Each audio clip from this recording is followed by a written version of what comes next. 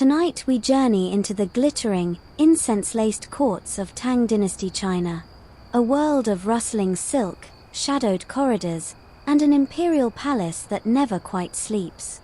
You stand just beyond the lacquered screen doors, watching her by candlelight. She's a court lady, young, clever, and freshly summoned to serve in Chang'an, the most dazzling capital on earth. Her maid is already unpacking bundles of ivory combs, jade pins, and glass bottles of lotus-scented pomade. This morning, she's wearing the peach blossom pin.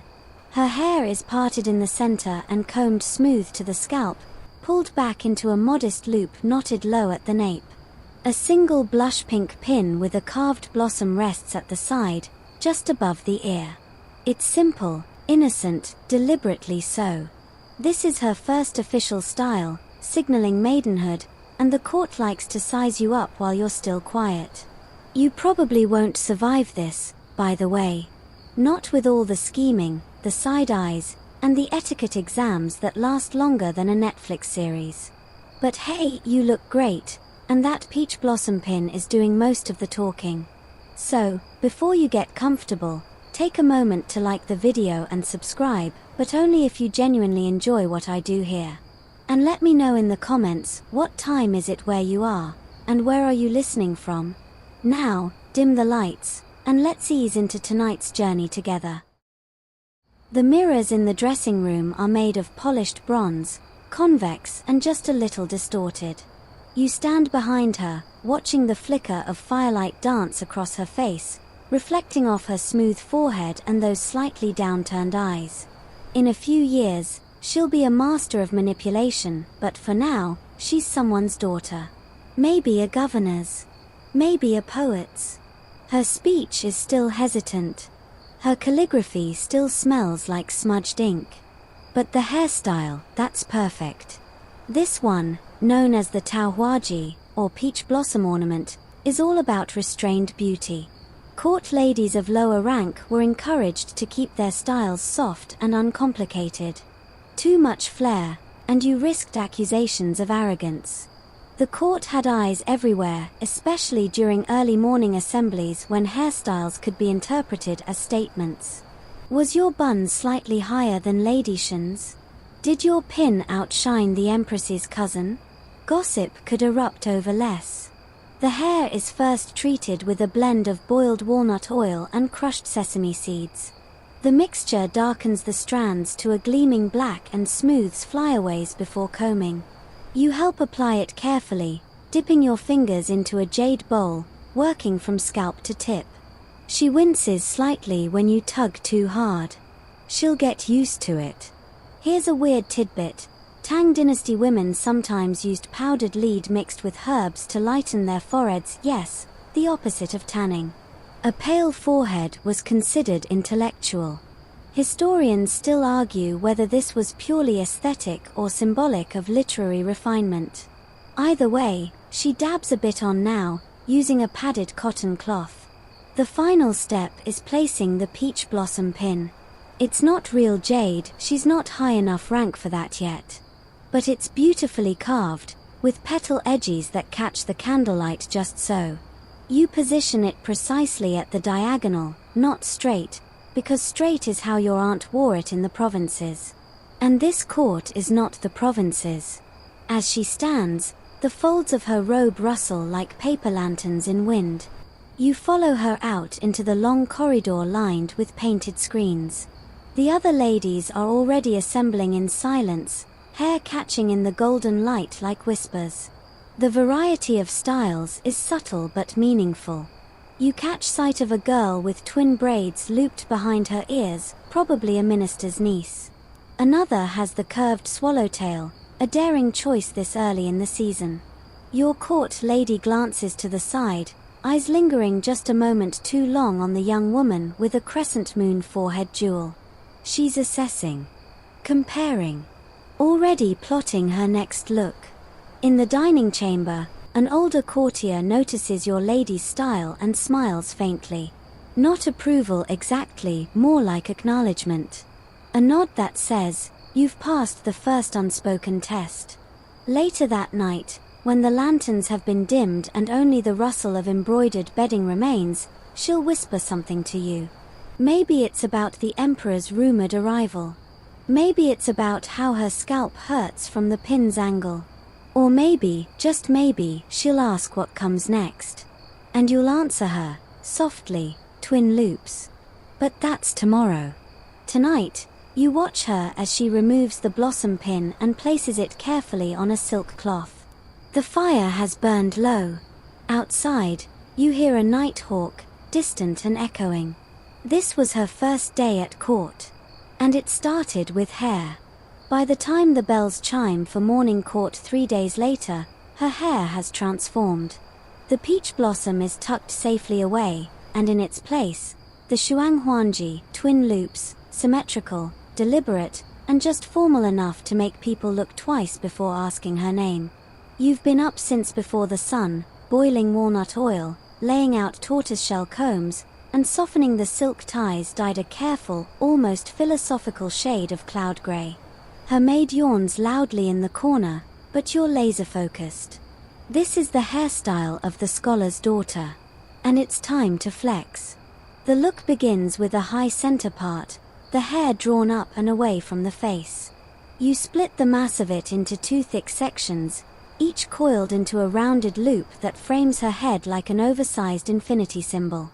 Each loop is secured with fine wire hidden beneath strands of hair, giving the impression they float just above her shoulders like question marks from a celestial debate. The look is serene, clever, balanced, and not even slightly innocent. It's her way of saying, I've read the classic of poetry, and I also know where to buy the best rouge in Chang'an. Legend has it the twin loop style gained popularity among daughters of Confucian officials during the Kaiyuan reign. Young women educated in literature, philosophy, and calligraphy would wear their hair this way to symbolize mental balance and moral harmony. A hairstyle as virtue signal. Gotta love it. But of course, court life warps everything. What began as a modest scholar's tradition quickly became a flex for being both beautiful and brainy. Wearing the twin loops implied your father owned scrolls, your mother taught you chess, and you probably composed melancholic poetry about moonlight and plum blossoms on the weekends. Whether or not any of that was true didn't matter. The loops said it for you. You're nearly done when she says, tighter. I want it to look deliberate. You gently rewrap the right coil, tighter, more angled.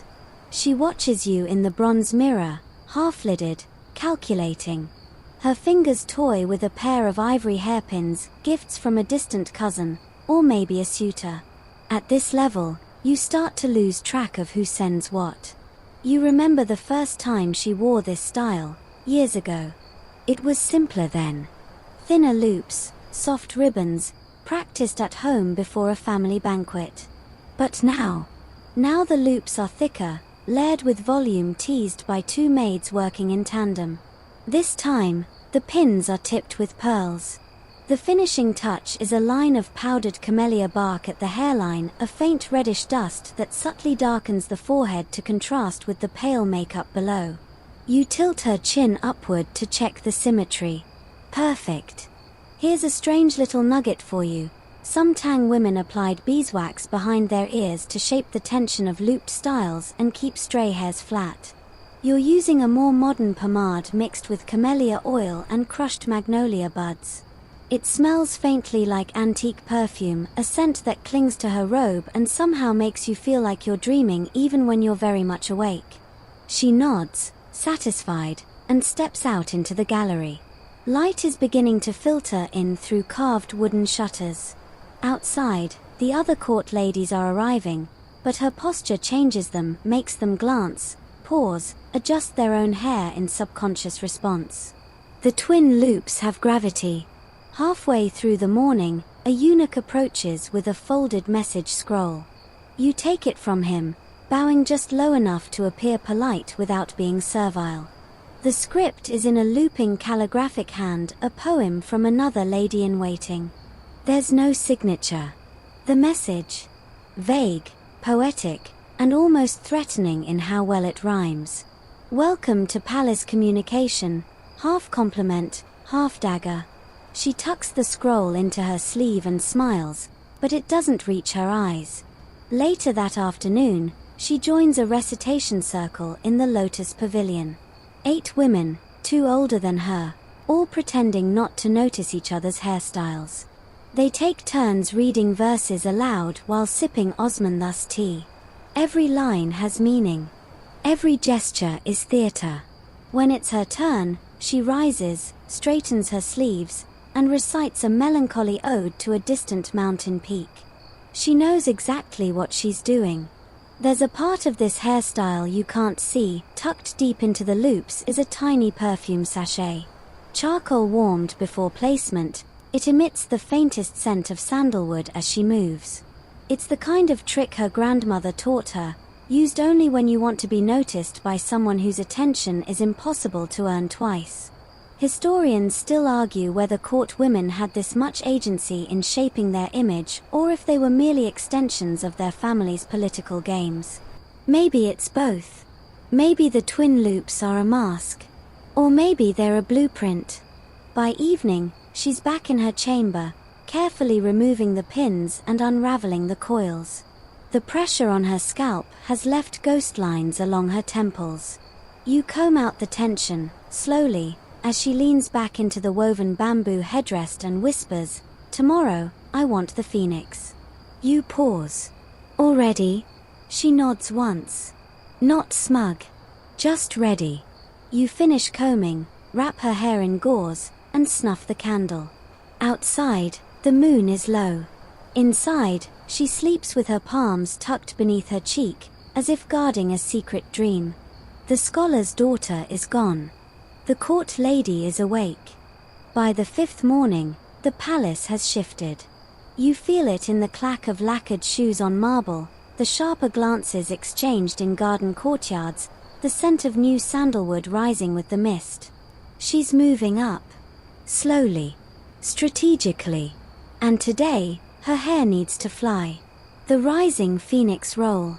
It's one of the most daring styles a young court lady can wear, named for the mythical bird of rebirth, favored consorts, and extremely high expectations. The phoenix doesn't bow, and neither does this look.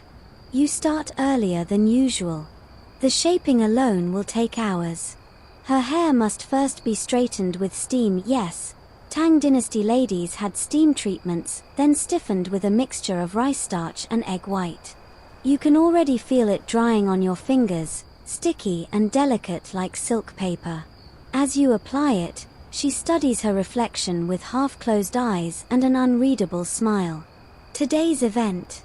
The spring festival ceremony at the Lotus Court, a rare chance to be seen by the emperor himself. Not directly, of course. Not unless summoned. But everyone knows the viewing pavilions are positioned just so. The fungi style, or rising phoenix, begins with an elaborate base roll. You sweep her hair high on the crown, twisting it into a large looped form that rises vertically from the scalp like the crest of a bird mid-flight. It's not meant to look natural.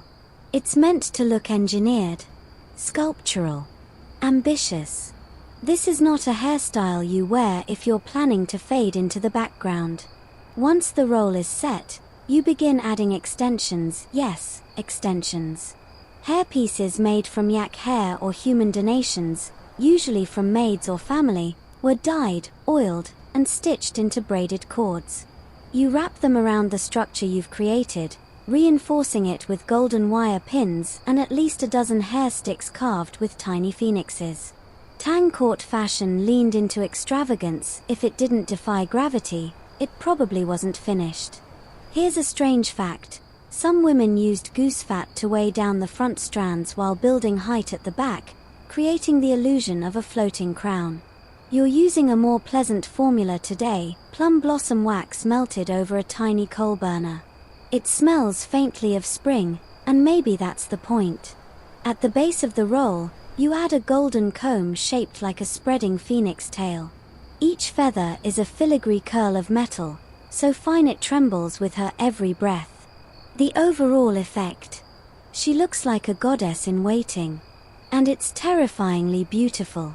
When she finally rises, the light hits her from behind, and for a second, you swear you see wings. Not real, of course. Just the play of shadow and ornament. But still, it gives you goosebumps. As you adjust her robe and hand her the embroidered fan, she says quietly, "He won't look at me today." You don't answer. That's not your job. But you notice how still she stands. How controlled her breath is. The rising phoenix isn't just a look, it's armor. Later, at the Lotus Court, the procession winds its way through perfumed arches of plum and cherry blossom. Musicians play in gauzy pavilions, and every court lady's gown whispers its own political statement. Yet none wear their hair quite like hers. The phoenix rises higher. Some glance in envy, others in admiration, a few in fear. And then the emperor appears. Not up close, just a silhouette behind a pearl-draped screen. But even that is enough. Every movement in the court changes. 1,000 details suddenly matter. The tilt of a comb, the spacing of your footfalls, the exact moment you bow. She bows with the others. But her eyes stay lifted half a heartbeat longer. Just enough for someone watching from behind a screen to notice. Historians still argue whether these women were truly seen, or just ornamentation for the male gaze. But she doesn't look like an ornament. Not today. She looks like the story you tell after the fire goes out. When she returns that evening, her movements are slower. Her neck aches. Her scalp is red where the weight of the roll pressed down for hours. You carefully remove the hairpins, each one still warm from her skin. The comb comes last, sliding free with a whisper. You massage her temples in silence. The phoenix has flown. And she doesn't say whether it landed. But as you tuck her hair into silk wraps for sleep, she murmurs, "Next time, taller." You pause. "Taller?" She nods, already halfway to dreams. Jiaoyang. Ah, of course. The Gossamer Tower. And just like that, tomorrow has a shape. The next morning, you stare at her reflection and whisper under your breath, "You're insane." She doesn't flinch. Just smiles that careful, edge-of-a-knife smile that means she's already imagined the outcome. And you get to build it. The Gossamer Tower. This isn't a hairstyle. It's an engineering project. And a gamble. Too high, and it screams desperation. Too low, and it gets mistaken for last week's phoenix. But just right. It echoes the most famous woman in Tang Dynasty court lore, consort Yang Yuhuan, beloved, envied, and eventually, well, you know, not exactly a happy ending, but a legendary one. You begin by sectioning her hair into thirds. The lower layer will form the base, braided and coiled tightly against the scalp for weight distribution. The middle becomes the scaffold, a looped structure reinforced with bamboo splints, fine silk cords, and something that suspiciously resembles fishing wire. The top layer is for illusion, brushed and waxed into a smooth cascade that conceals the scaffolding and rises like morning mist into an elegant tower of hair. At its peak, a twisted spiral, lacquered with camellia oil until it gleams like black glass. It's about 16 inches high. 16. You take a step back. Honestly, she looks like she could be the center of an eclipse. There's a strange beauty to it, a silhouette that whispers stories from murals and silk scrolls. This was the signature of Yang Guifei herself, at the height of her influence. A style that was less about beauty and more about spectacle. You couldn't possibly ignore a woman with a tower on her head. Here's your quirky fact for today. Court stylists in the Tang era sometimes trained with carpenters. Not joking. They learned about internal bracing, tension management, and weight balance. You can't put 2 pounds of hair and ornament on a human head without knowing physics. And guess what? You're doing it now, hands sticky with peach resin, adjusting the central spine of the tower with all the precision of a clockmaker. As you secure the final silk-wrapped pin, you hear her breath change. Not a gasp, just a soft, controlled inhale. She knows she's becoming someone else. Then come the adornments.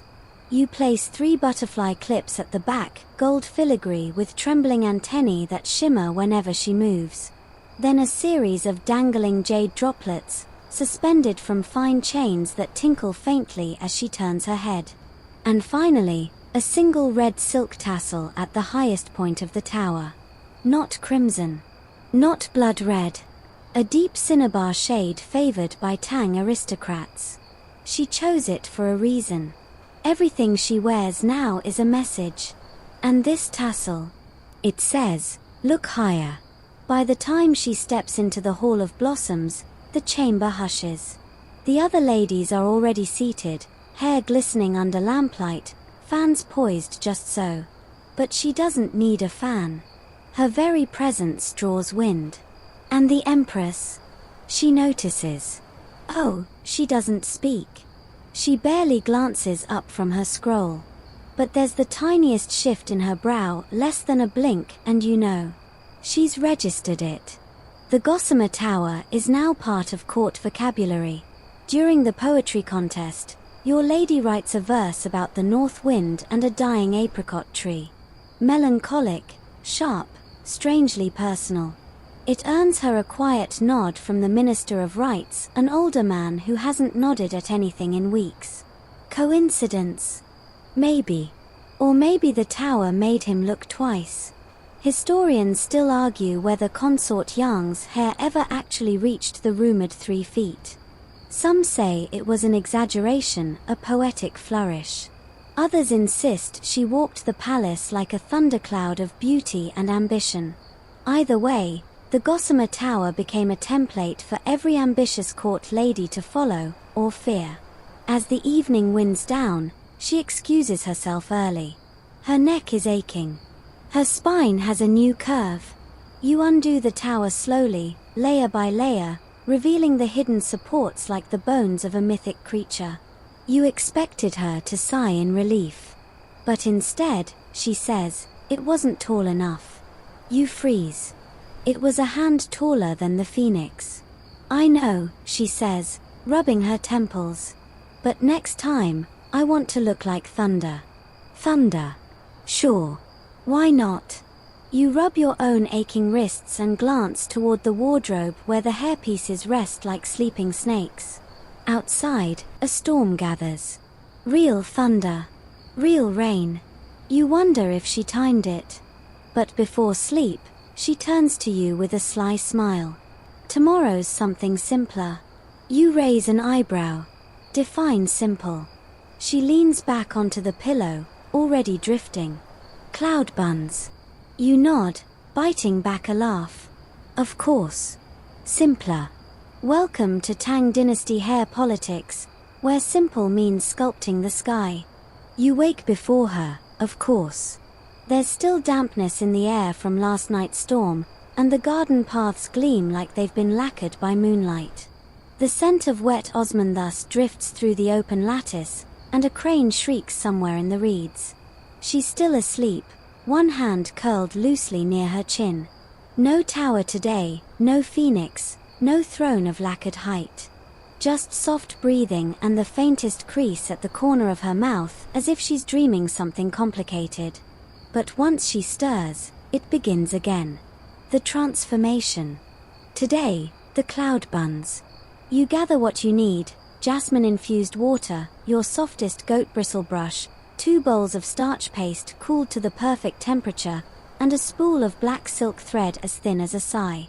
This style's all about illusion. It has to look soft, effortless, like she just happened to swirl her hair into clouds while composing a riddle. But of course, it takes nearly 2 hours. The cloud buns, yunji, begin as twin coils low behind the ears. You part her hair gently, brushing it back into 2 thick ropes on either side of her head. Each rope is twisted, then wrapped into a bun, shaped not tight like the scholar's loop, but loose, airy, puffed with underpadding like steamed lotus buns. You secure each one with bone pins, Then fluff the outer strands until they resemble the edges of fog drifting over mountain tops. She watches your hands carefully. Not too even, she murmurs. They should look like a mistake I meant to make. Of course. This look comes from an older tradition, actually an echo of styles worn by Daoist priestesses, who favored hair piled like windblown clouds to represent spiritual detachment. It wasn't about status. It was about mystery. Of course, once the court got hold of it, mystery became a trend.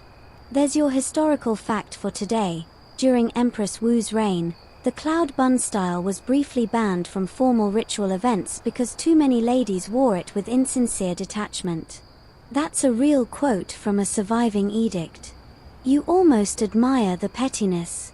Now, you add the final touch, a few trailing threads of hair deliberately left loose near her ears, like the breeze caught her mid-thought. She lifts a jade mirror, tilts her head, and nods. The illusion holds. The strange tidbit. Some Tang women used scented smoke to curl their cloud tendrils, holding strands near a stick of burning incense and letting the heat create soft spirals. Dangerous? Absolutely. But gorgeous. You try it now, briefly passing a ribbon of hair near a cinnamon incense coil. The curl falls perfectly. Worth it. She steps into the garden, wearing pale lilac robes stitched with tiny cranes. Nothing loud today. Nothing tall.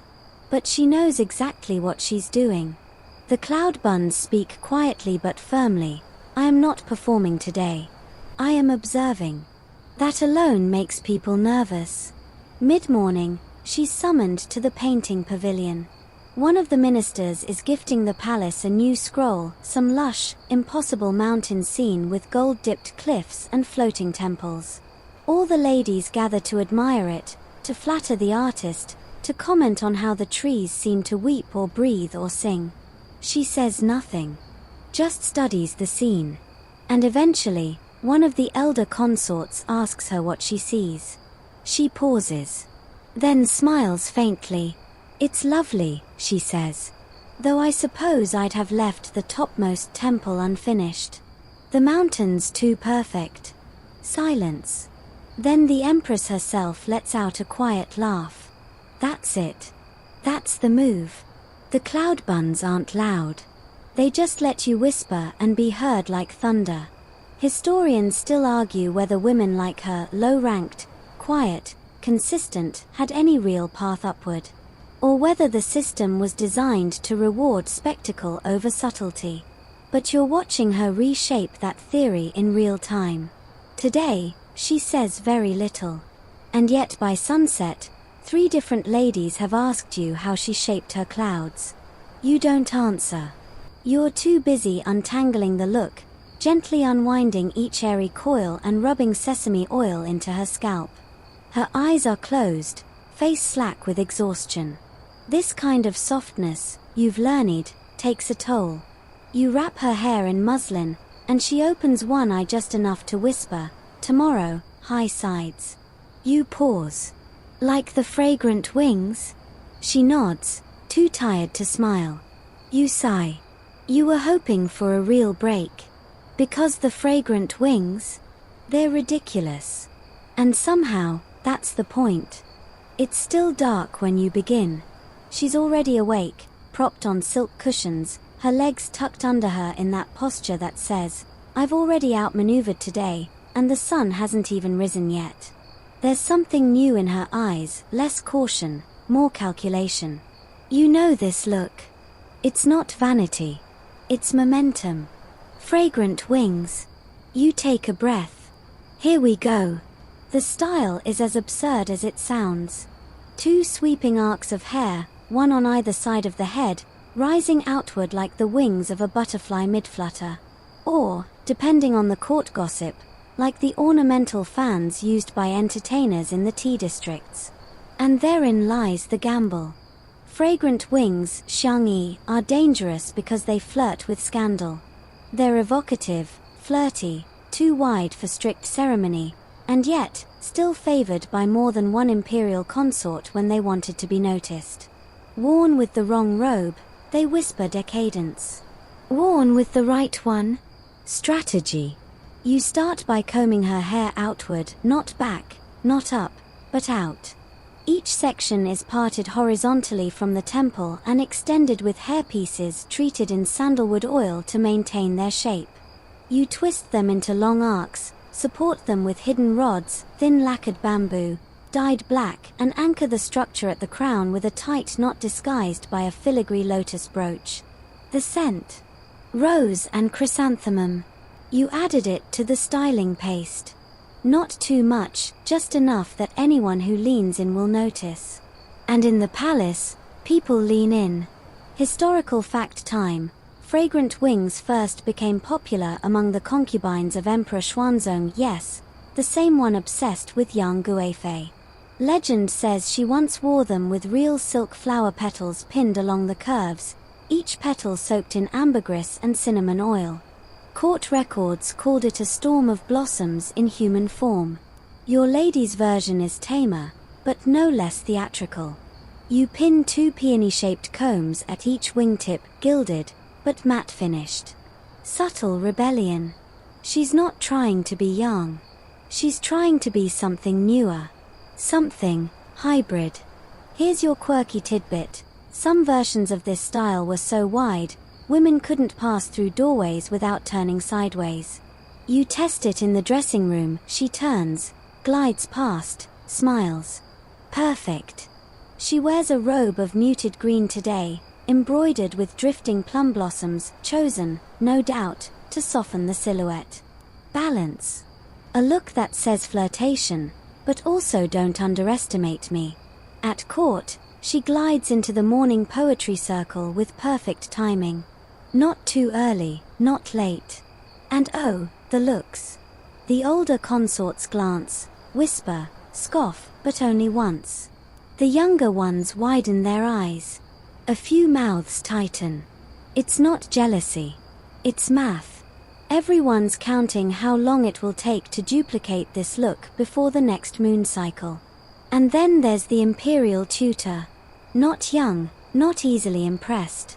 But as she leans forward to offer him a cup of chrysanthemum tea, the movement of her wings creates the faintest flutter of perfume in the air. His brows rise. He nods once. She smiles, small, gracious, unreadable. Historians still argue whether the use of scent in court was a tool of seduction or status. You think it's both. And today, she uses it like punctuation. Each turn of her head leaves a breath of fragrance. Not a cloud, just a trace. Enough to haunt a room. By late afternoon, she's called to attend a garden stroll with the Empress and several high-ranking ladies. A casual affair. But now she's walking with women who decide court rank with a flick of their fans. And as the conversation turns to poetry, family lineages, and the shifting price of tea, she stays quiet until one older concubine points at a lantern tree and says, "You know, in my province, those only bloom before a drought." Your lady tilts her head. Or perhaps, she says softly, "They bloom when the ground finally breathes." Silence. Then a light chuckle from the Empress herself. The wings shimmer slightly in the wind. That night, as you remove the supports and unravel the arcs, she's unusually quiet. You expected her to gloat. But instead, she just says, "It's working." You blink. What is? She doesn't answer. Just smiles and closes her eyes. And tomorrow? You don't know yet. She hasn't told you. But you can feel it coming, something leaner, sharper. Something with an edge. She's tested softness, drama, mystery, and perfume. She's worn towers and clouds and wings. Now, perhaps, something with teeth. She tells you in the quietest possible voice. Blades. You pause mid-comb. Excuse me. Her eyes flick toward the mirror. Hair like blades. You set the comb down, gently. You're going to need more starch. What she means, what you realize after a moment of mildly panicked memory, is a style that was once banned for being too aggressive. Too sharp. Too male.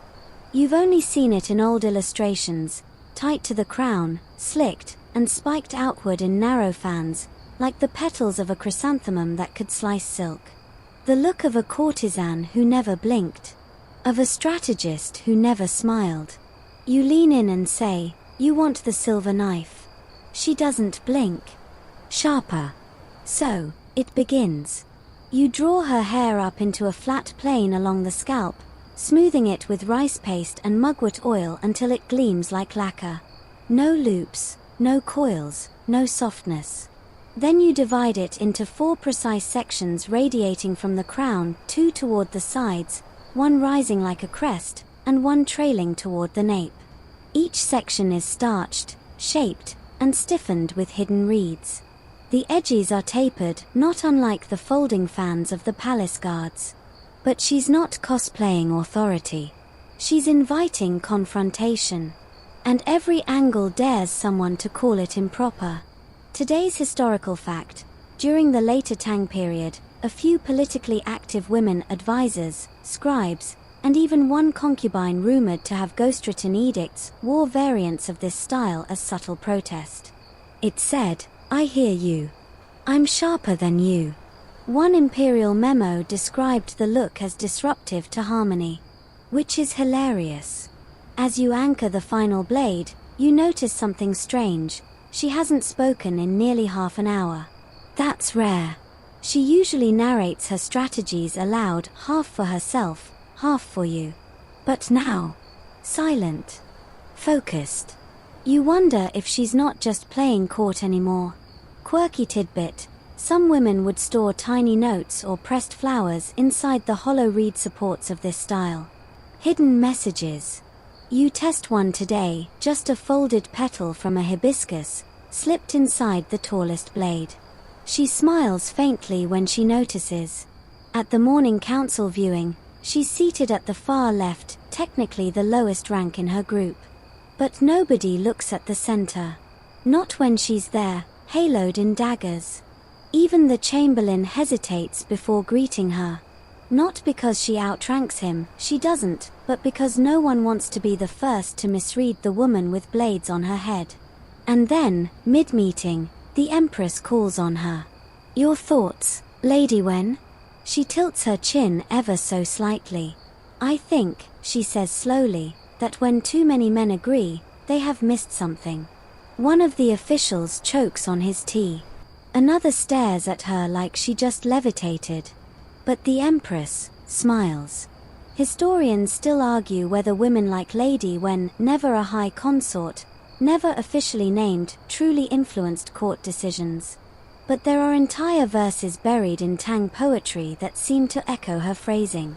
Lines about the silent blade behind the folding screen, or the needle in the blossom.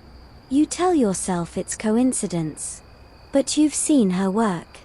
By nightfall, the silver knife begins to droop, humid air and too many glances will do that. You ease the reeds free, massage her temples, and ask if she regrets the sharpness. She opens one eye and murmurs, "They didn't breathe once. Did you notice?" You nod. They looked terrified. She hums softly. "Good." And then, after a moment, "Tomorrow, I want something soft again. Like a lie." You raise your brows. "Back to innocence." She laughs. "No. To confusion. So that's your task. Hair like a question mark. Hair that doesn't answer." You start by brushing out the edges of yesterday's sharpness, slowly dissolving the starch, the angles, the heat. The room is heavy with camellia oil and dried lavender. No rods today, no blades. Her scalp is warm beneath your fingers, her mood unreadable. But you already know what she's planning. "Confusion," she said. "Hair like a lie. So today, the drunken goose." Yes, that's the name. And yes, it's as ridiculous and genius as it sounds. This style isn't about symmetry. It's asymmetrical by design, slightly unbalanced loops, swooping twists that look like they're about to slip loose, and one deliberately off-kilter bun at the nape. A mess, at first glance. But then you look again, and every curve points your eye toward her face.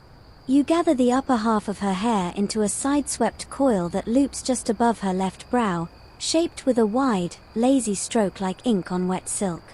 It's held in place with a single hairpin shaped like a startled goose. On the right side, you let 2 strands fall loose, perfectly imperfect curls that brush her collarbone like they got lost on the way to being styled. The bottom half you twist up diagonally, not a bun, not a knot, but a half-fold, anchored with peachwood combs and an absurd little bead cluster that looks like it belongs on a child's kite. She told you, once, that misdirection was more useful than charm. Now you finally understand. Today's historical fact: the drunken goose was originally a theatrical style worn by dancers and storytellers who needed their hair to move dramatically during performances. It made them look like they were always mid-motion, even standing still. But it caught on in court because it made women seem more relatable, whatever that meant to Tang officials. And the strange tidbit: some performers used to hide small bells inside the hair coils, so their movements added subtle chimes to their steps. You don't go that far, though you're tempted. Instead, you sew a whisper of metallic thread into one of her loose curls. It catches the light, then vanishes. Like misremembered gossip. She enters the tea garden like someone who accidentally wandered in. Hums to herself. Stares at a fish. Smiles a little too long at a pavilion column. She's not unnoticed, she's unplaceable. And that unnerves people more. By mid-morning, a noblewoman approaches and asks, too loudly, "Was your hair done in a hurry today?" Your lady turns, smiles with nothing behind it, and replies, "Oh, I suppose it just happened." Then walks away. Flawless. At the Empress's afternoon poetry gathering, several ladies wear slightly undone styles, half-loops, looser buns, wispy strands. Imitation, of course. But none of them look quite right. The drunken goose only works when you mean it. Most of them still care about neatness. Historians still argue whether these accidental hairstyles were truly fashion statements or desperate rebellions against too tight court norms. Some scholars believe the popularity of messy looks coincided with rising pressure on women to appear effortless. As if effort itself was gauche. Others think it was just heat stroke. Honestly, could be both. You watch her take a seat under a magnolia tree and sip chilled plum wine, every angle of her hair catching light, shadow, and questions. She doesn't try to dominate the conversation. But when someone recites a riddle poem about a lost fan and a hidden lover, she laughs, just once. Every head turns. Of course they do. By dusk, she's back in her chambers, kicking off her silk shoes and stretching like a cat across the lacquered bench. You begin unraveling the off-center loops, and she sighs. Anyone copy it? Poorly. She nods. Perfect. Tomorrow, you ask. She rolls onto her back and says, I think, simple. But not dull. Maybe something a little ghostly. You blink. Ghostly? She nods. Like I've come back from a dream. You stare at her. You want the spirit tale? She grins with closed eyes. Exactly. You groan. You hate that one. You wake before her, dreading today's request. The spirit tale. Of all the styles in your repertoire, it's the most unsettling, part Hedu, part legend. It was meant to mimic the movement of a ghost walking backward into the mist. Designed not to impress, but to haunt. And she wants it.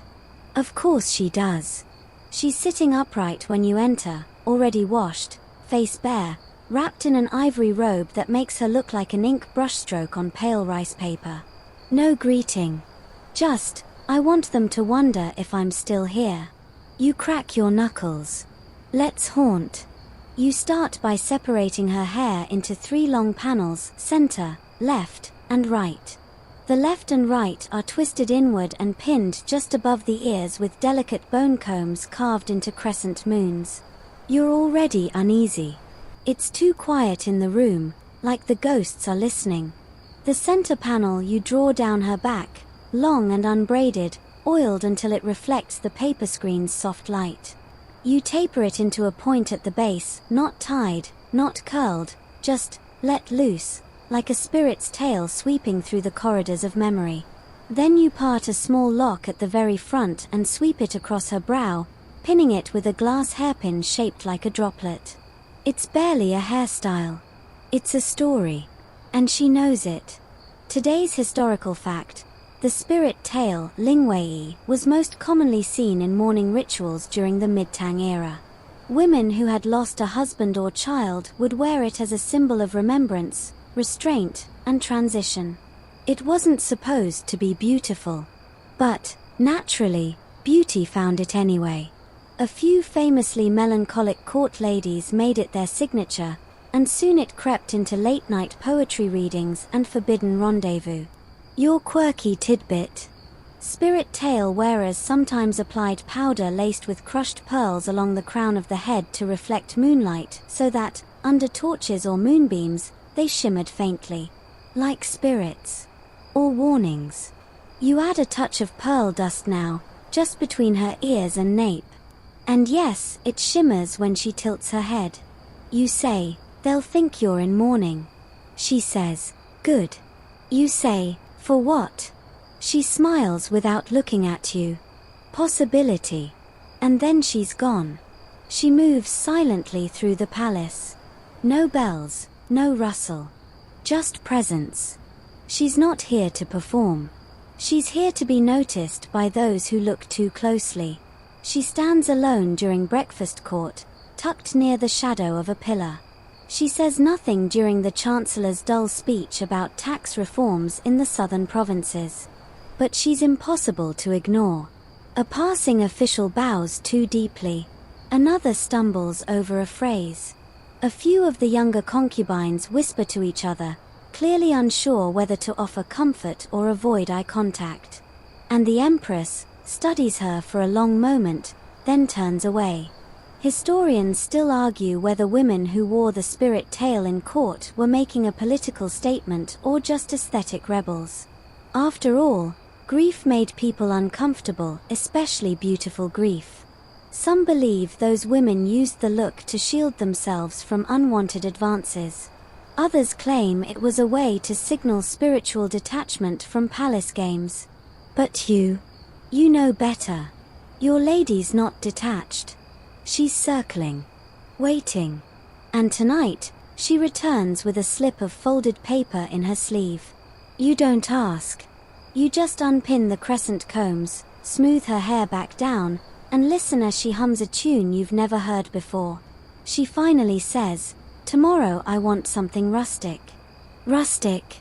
She nods, lips barely moving. Peasant girl. Farm wife.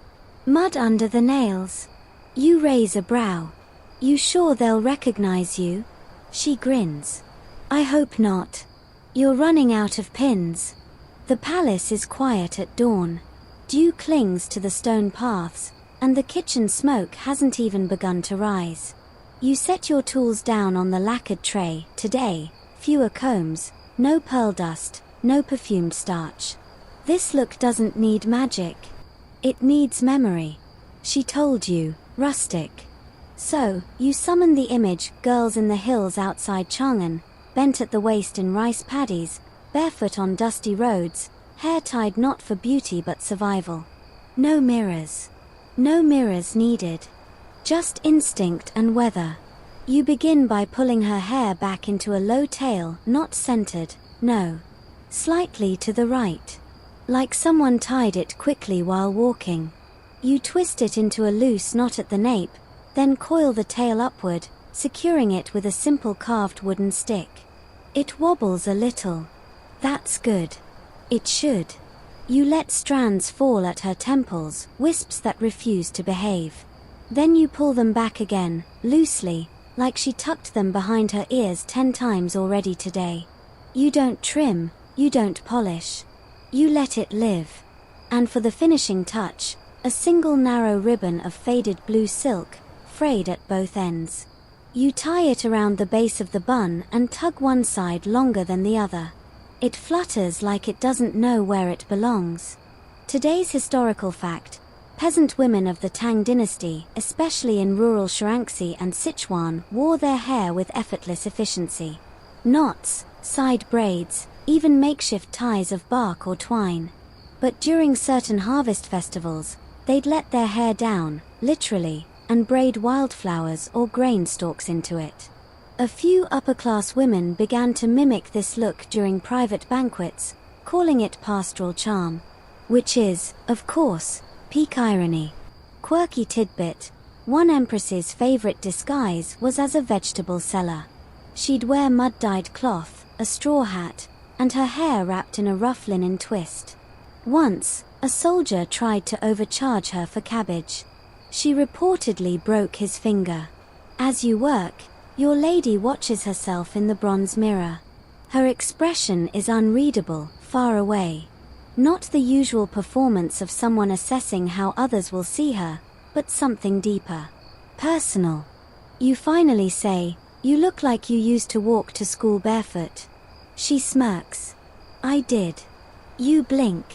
"Seriously? Only in the rain." Mud feels like warm tea if you close your eyes.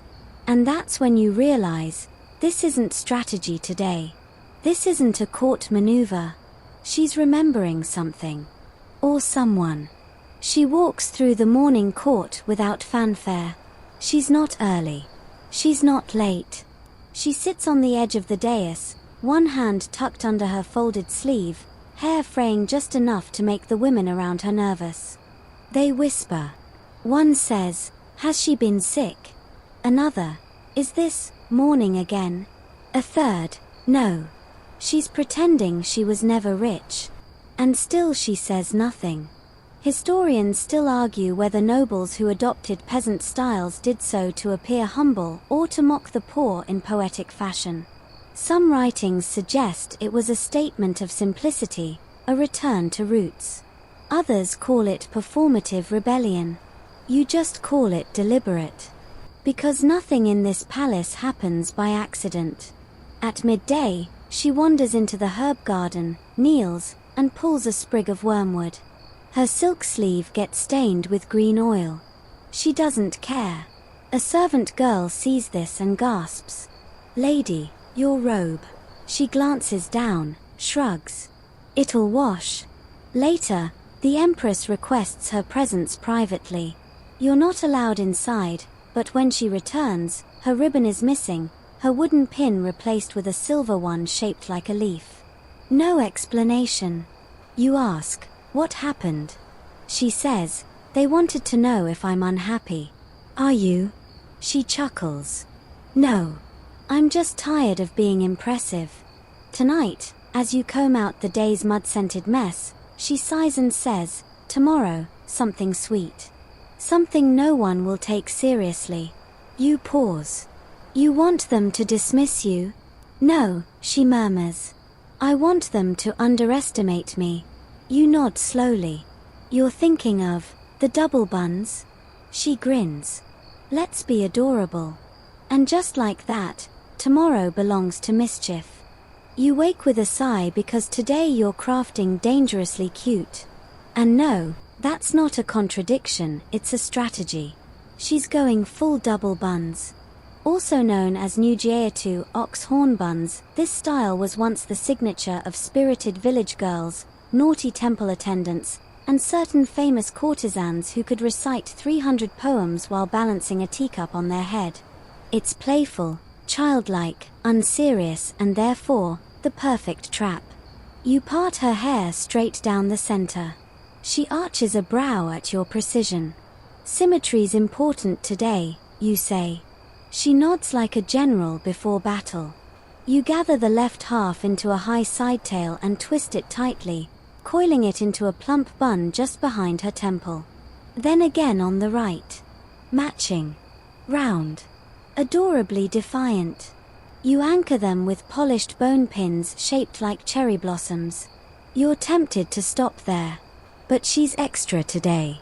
So you braid 2 thin strands from behind each bun, thread them together at the nape, and knot them into a tiny bow like a ribbon just barely hiding under her hair. A wink to anyone observant enough to notice. You dust her temples with rice flour powder and tie miniature red threads around each bun base. Not too much. Just enough to say, yes, I'm up to something.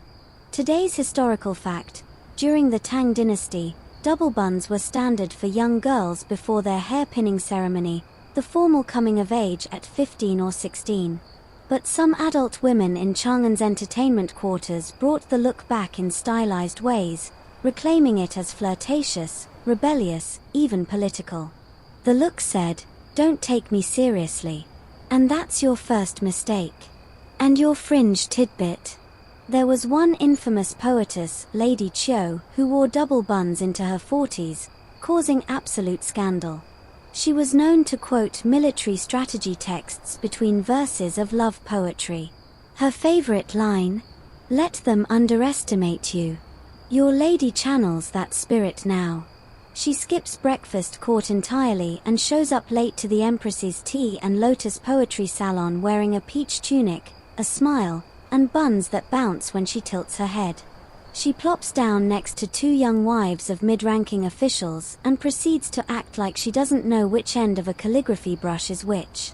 "Oh, is that how you hold it?" she asks. The younger one giggles nervously. The older one eyes her like a suspicious pigeon.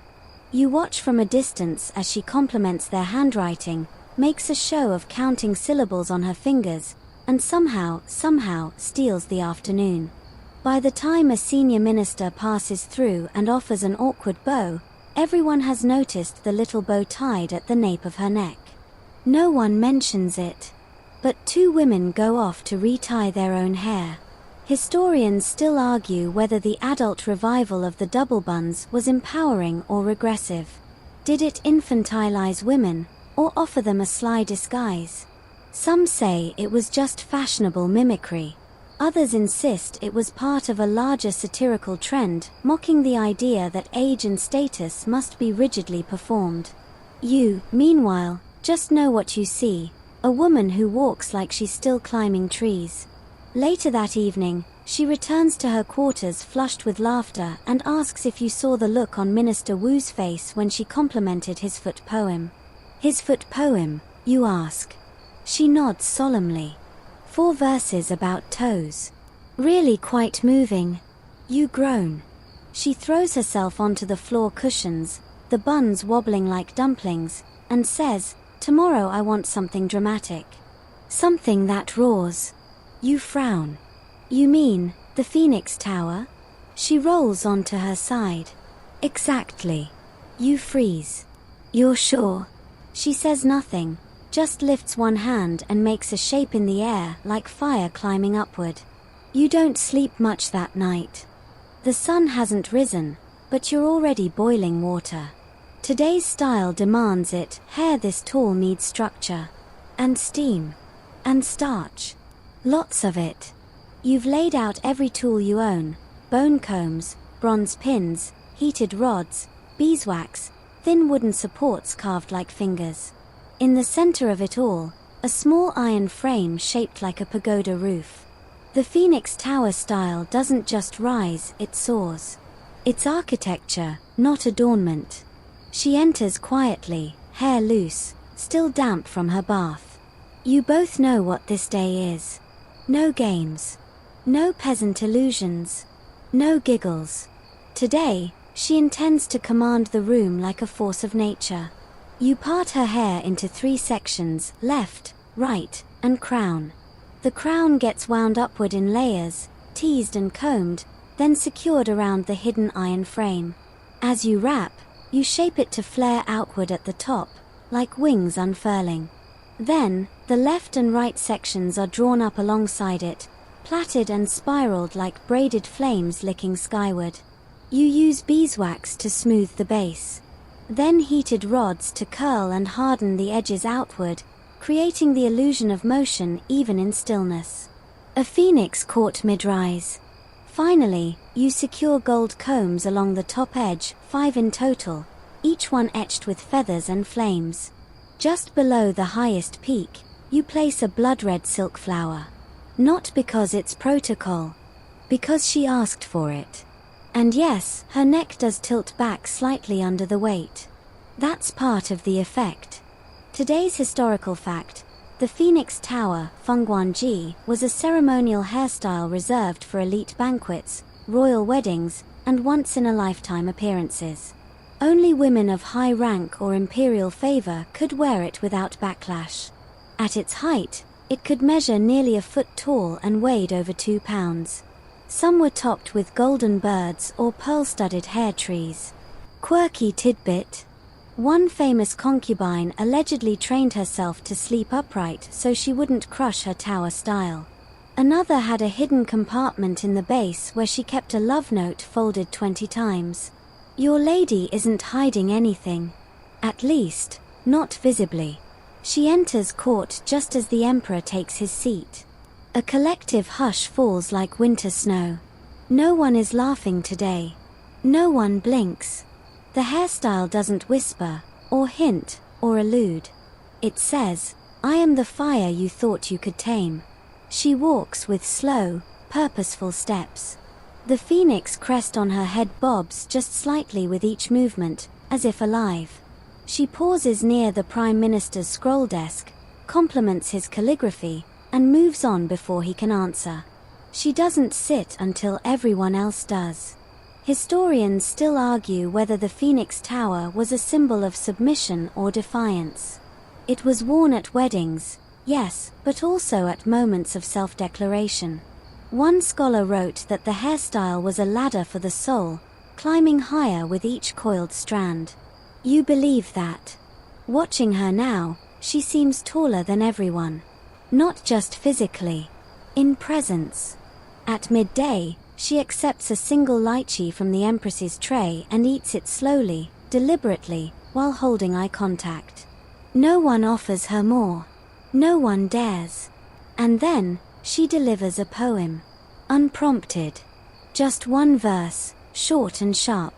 The caged bird sings flame into sky. Not for release, but to remind you she burns. A ripple of gasps. A dropped fan. A tight-lipped chuckle from someone too brave or too foolish to hide it. You don't see the emperor's face. But you feel it in the silence. She returns to her quarters with her hands tucked into her sleeves and says, "That should hold them for a few days." You nod. "Your neck okay?" She laughs. "I feel like a monument." You spend an hour unwinding the tower, carefully lifting each pin, each gold comb, until her hair falls like river silk down her back. Her scalp is pink from tension, but her expression is serene. She murmurs, "Tomorrow I want something opposite." You blink. Opposite. She lies back with her arms above her head. Short. Soft. A look no one can grab onto. You hesitate. "You mean the cloud cut?" She nods once. "Let's drift." And just like that, the phoenix sleeps. You begin by chopping silk. Not her hair, never. But the ribbons, the ties, the pins, you reduce everything to its gentlest form. Because today, you're building a cloud cut. A rare and radical thing. Technically not a cut at all, but a style that makes it look like her hair was sheared short. Soft waves gathered high and puffed out at the back, then feathered downward so delicately it moves like mist. Almost childlike. Almost invisible. And yet, impossible to ignore. You dampen her hair with rose water and comb it with your fingers. No hard lines today.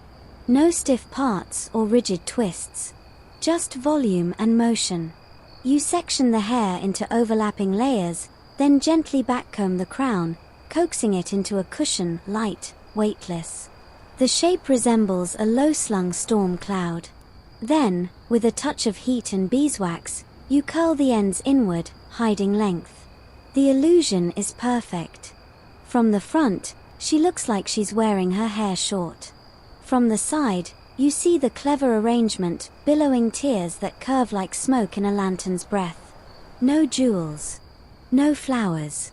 just a single looped thread of silver along one side, anchored so delicately it shivers when she breathes.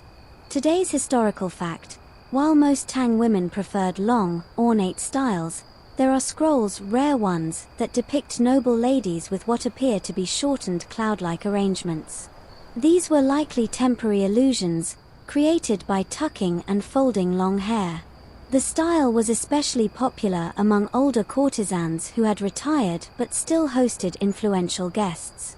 It whispered, "I'm not playing by your rules anymore. Your quirky tidbit." One famous widow named Lady Shen styled her hair like this every spring and told her attendants it was because she liked to feel the wind around her ears again. In her memoir, she wrote, "Grief is heavy. My hair need not be. Your lady says nothing as you work." She closes her eyes and exhales slowly. Maybe she's remembering Lady Shen. Or maybe she's just tired. Not the dramatic, sorrowful kind. The quiet fatigue that comes after too many days of calculating everyone's reaction. She dresses in dove grey today. No crimson, no gold, no jade. The sort of color that doesn't announce itself until you realize it's what the sky looks like just before it rains. And when she enters the hall of fragrant study, no one knows what to say. Because the double buns said charm, and the Phoenix Tower said command, but this says peace. The kind of peace you don't quite trust. A minor court poet whispers to a concubine, "She looks like she's about to vanish." The concubine replies, "Then you'd better remember her while you can." Historians still argue whether the cloud cut was a rejection of vanity or a new form of it.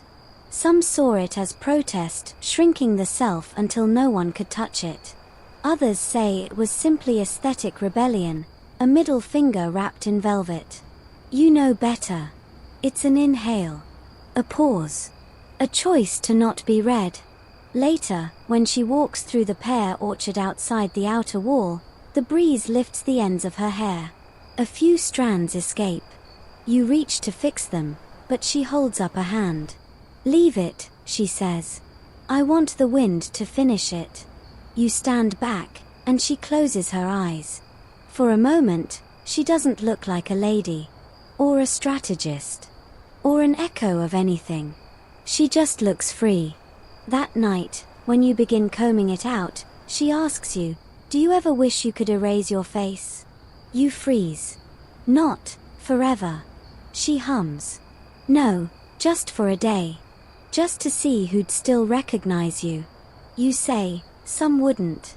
She nods. "But some would try harder." She doesn't ask for anything specific tomorrow.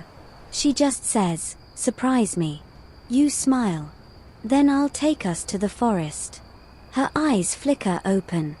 "The butterfly knot." You nod. "And the willow curls." She grins, tired but curious. "Perfect. Let's vanish beautifully." Dawn breaks pale and greenish, like water under leaves. You wake early, not with urgency, but with intent. Because today's look is neither courtly nor coy. It's wild in disguise. You're going full butterfly knot and willow curls. She doesn't speak when you enter. She's staring out the window at the grove just beyond the garden wall, where the cicadas are already starting their slow electric thrum. Today isn't about standing out, it's about melting in. Into the air, the trees, the stories. You begin with the base, long, thin curls, each twisted softly like spring vines. No tight coils, no wax, just heated stones wrapped in linen to coax the strands into bends that move when she breathes. These will be the willow curls, and you work them one by one, with the patience of a monk tracing scripture. The curls fall across her shoulders, drape over her ears, kiss her collarbone. You pin half of them up, letting the rest tumble down the back like a waterfall in no rush to reach the ground. Then comes the butterfly knot. Not a literal bow, though it echoes the shape. You gather 2 wide strands from just above each temple, twist them outward and back, and then fold them into soft loops that arch like wings. You secure them with tiny pearl-headed pins, light enough to shift in the wind. To finish, you add one final thread of black ribbon that trails down behind her right ear, so thin it's nearly invisible. It moves when she turns, like a whisper following her. Today's historical fact: nature-inspired styles were a signature of Tang fashion, especially among women who leaned toward poetry and garden culture. Butterfly knots and flowing curls were common in late spring, often worn during plum blossom picnics or informal poetry gatherings outside the palace.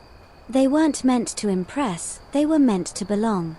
Quirky tidbit: in a legendary gathering of lady poets at Mount Lee, all 27 attendees wore some variation of butterfly knots. According to one surviving scroll, a gust of wind during a reading caused 5 of them to lose their loops simultaneously, sparking a 15-minute interlude of laughter and retying. One poem from that day survives.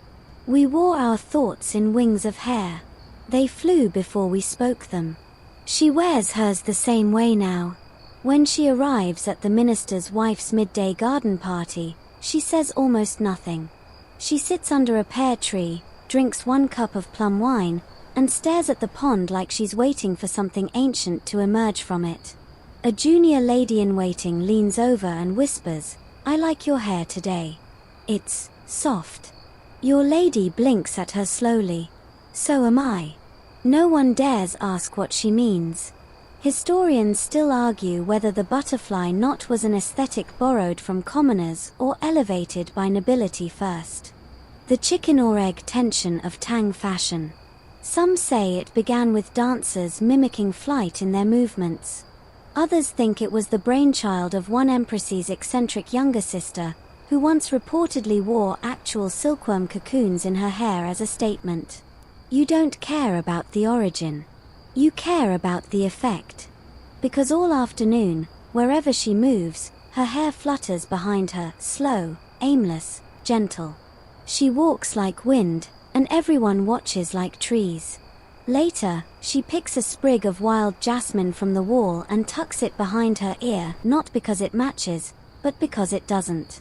That's the whole point today. She returns in the blue hour, smiling faintly. "How was the party?" you ask. "Quiet," she says. Like people knew they weren't supposed to touch anything. You know that feeling. That's the magic of the butterfly knot. It doesn't demand reverence. It earns it by vanishing slowly. As you help her undress, you find petals tucked into the back loops of her curls. She doesn't mention them. Neither do you. Instead, she leans her head against your shoulder and says, "One more." You nod. "We end on ink and thunder." She nods again, without lifting her head. You start preparing the lacquer combs. For the final look, you'll need black, gold, and the shape of a storm front. Tomorrow, you give her the raven coil.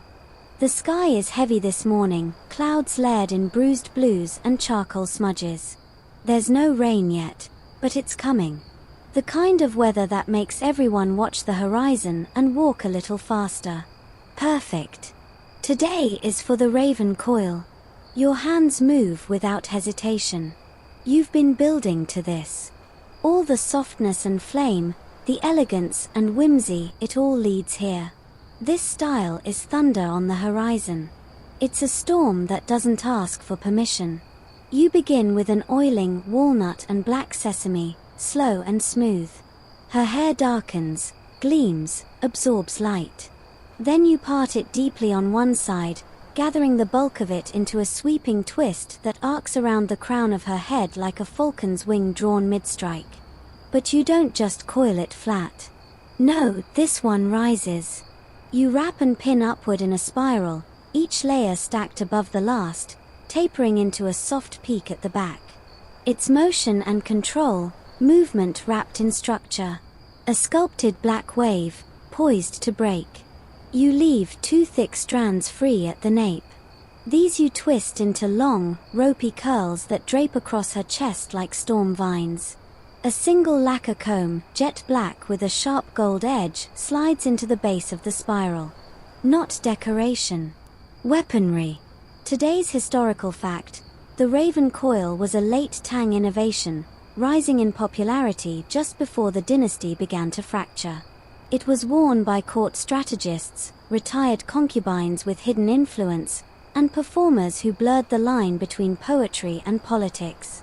It didn't smile or flirt, it watched. It listened.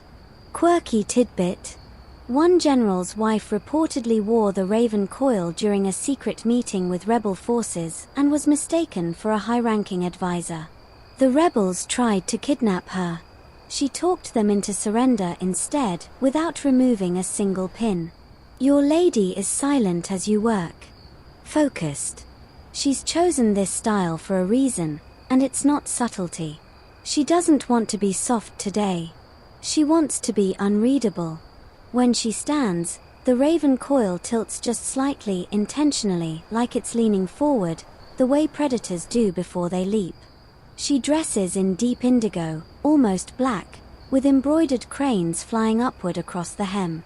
A silver sash cinches her waist like drawn tension. At court, the chancellor stops mid-sentence when she enters. His brush hangs in the air, ink trembling at the tip. She walks to the emperor, bows precisely, not low, not high. Then she says, "May I offer a reading?" He nods. Curious. Unprepared. She recites a verse none of them have heard before. If I had wings, they'd be black as rain clouds. Not to hide, but to cast shade over those who forget how to listen. Not applause. Not outrage. Just stillness. The air thick with the hum of things unsaid. Historians still argue whether that poem marked a declaration of independence or the beginning of her fall. One theory says she was sent away quietly weeks later. Another insists she became an advisor under a new title, working from behind the screen. You know only this: when she returns to her chambers, she's smiling. Not smug. Not triumphant. Relieved. She sits before the mirror, and for once, she doesn't look at her reflection. She watches you instead. Watches as you unwind the raven coil, loop by loop, pin by pin, until her hair falls around her shoulders in a river of black silk. "I think," she says, "I'm done with armor for a while." You nod. "And tomorrow?" She shrugs. "Maybe just a braid. Or none at all." Outside, the rain finally begins. You don't rush to close the windows. Instead, you let the sound of it wrap around you both, soft and steady. Her hair, unbound now, soaks up the quiet. You comb it slowly, over and over, until the edges blur. You did it. 17 styles. 17 masks, dreams, weapons, whispers. You helped her become each one. And now, you help her become herself. The storm has passed now. You can almost hear the sky exhale. Her hair is down. The combs are packed away. The oils have cooled in their jars, and the lacquer pins sleep in silk-lined drawers. No more coils. No more knots. Just quiet. And you. Your fingers move without purpose now, gliding through strands you've memorized by touch alone. You don't need to see to know where every curl falls, where every part begins. You've braided ambition, twisted defiance, coiled grief, and now you hold nothing but peace. The candle on the dressing table flickers low. Shadows stretch longer. The air in the room has slowed, softened, folded inward like a letter not meant to be sent. She's already halfway asleep, head leaning to one side, hair pooling over the pillow like ink poured into water. No titles now. No glances to intercept, no verses to hurl like daggers across court. Just breath. And quiet. And sleep. The world outside will keep turning faster than it should, maybe, but in here, the night lingers. You did your part. You caught beauty by the strand, gave it shape, gave it meaning, then let it go. So close your eyes now. Let your mind drift like a willow curl in wind. You've seen the 17 faces of a Tang Dynasty court lady, everyone a mirror, everyone a story. They were never just hairstyles. They were choices. And you were there for every one. Good night, friend. Sleep soft.